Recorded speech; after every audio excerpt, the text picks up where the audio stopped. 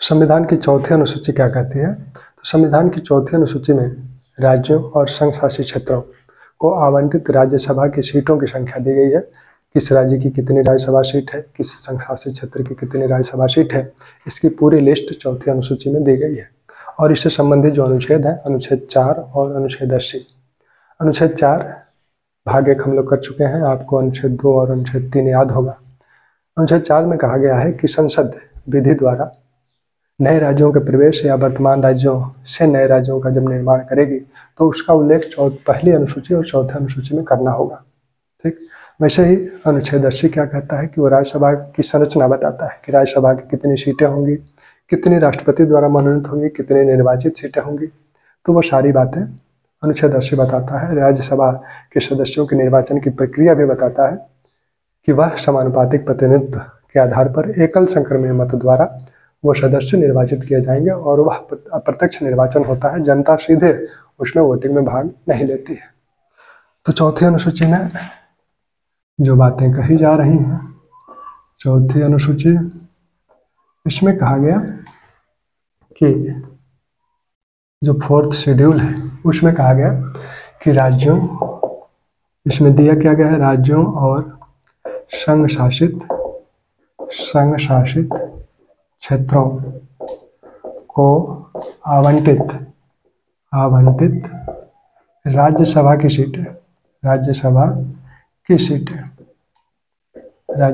सीटें इसमें दी गई हैं चौथी अनुसूची में। ये पूरी लिस्ट चौथी अनुसूची में दी गई है। इससे संबंधित जो अनुच्छेद है आर्टिकल 4 और 80।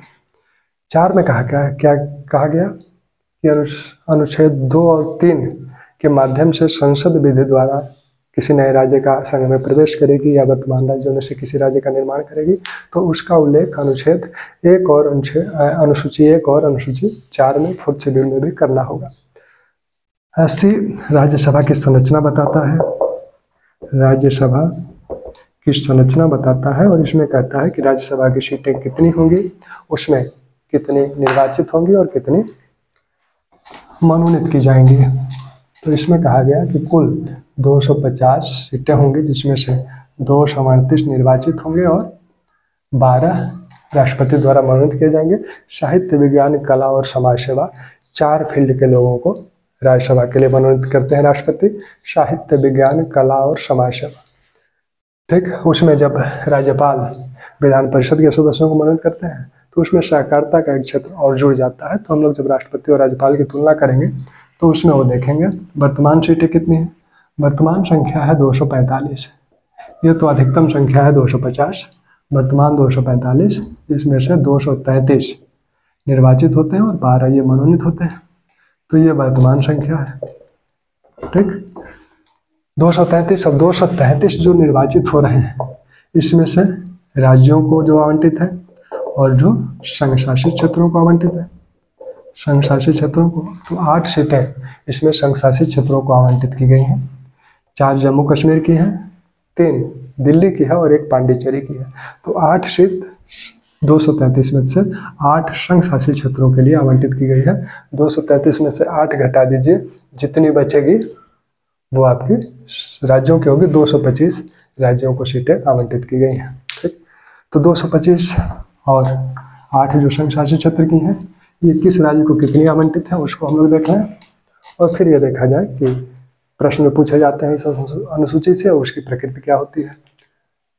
तो सबसे ज़्यादा सीट जो है वो उत्तर प्रदेश की है। उत्तर प्रदेश की 31 सीट है और उत्तर प्रदेश से ही एक राज्य बना था 2000 में, उत्तराखंड। तो उत्तराखंड की जो सीट की संख्या है वो है 3 अन्य राज्यों की भी है, 3 दिल्ली की भी है और 3 हिमाचल प्रदेश की भी है। 3 राज्यसभा सीट उत्तराखंड की भी है, 3 ही दिल्ली की है, 3 ही हिमाचल प्रदेश की भी है।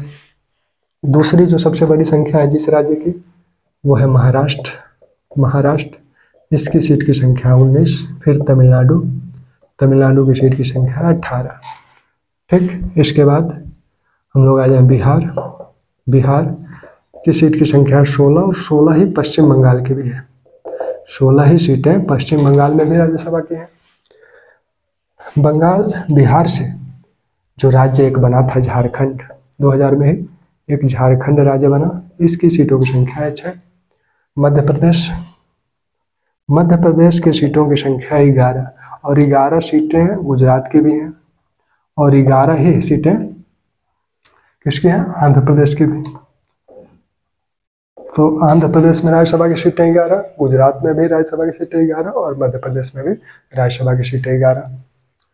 मध्य प्रदेश से एक राज्य बना छत्तीसगढ़, इसकी सीटों की संख्या है 5। ठीक, अब उड़ीसा की राज्यसभा की सीट की संख्या है 10 और इतनी ही संख्या है राजस्थान के भी राज्यसभा की सीटों की संख्या 10 है। तेलंगाना आंध्र प्रदेश से एक राज्य बना तेलंगाना 2014 में, इसकी सीटों की संख्या है 7 और इतनी ही संख्या पंजाब की भी है। पंजाब के भी राज्यसभा की सीटों की संख्या 7 ही है और असम के भी राज्यसभा की सीटों की संख्या 7 ही है। तो 7 राज्यसभा की सीटों की संख्या किन किन राज्यों की है? तेलंगाना की, पंजाब की और असम की। ठीक, 5 छत्तीसगढ़ की है और हरियाणा की भी 5 है। ठीक, दक्षिण के जो अन्य राज्य हैं जैसे कर्नाटक में राज्यसभा की संख्या है 12, केरल में 9 और जो पूर्वोत्तर के राज्य हैं मणिपुर, मिजोरम, अरुणाचल प्रदेश, मेघालय, त्रिपुरा, इन जो पूर्वोत्तर के राज्य हैं अरुणाचल प्रदेश, मणिपुर, मेघालय, इन सब की एक एक सीटें हैं। गोवा की भी एक सीट है। इन पहाड़ी राज्यों में जो उत्तराखंड है उसकी 3 सीट है और हिमाचल प्रदेश की 3 सीट है। अन्य सभी की एक सीटें हैं। ठीक, अब संघ शासित क्षेत्रों में 3 संघ शासित क्षेत्रों की राज्यसभा सीटें आवंटित हैं। दिल्ली,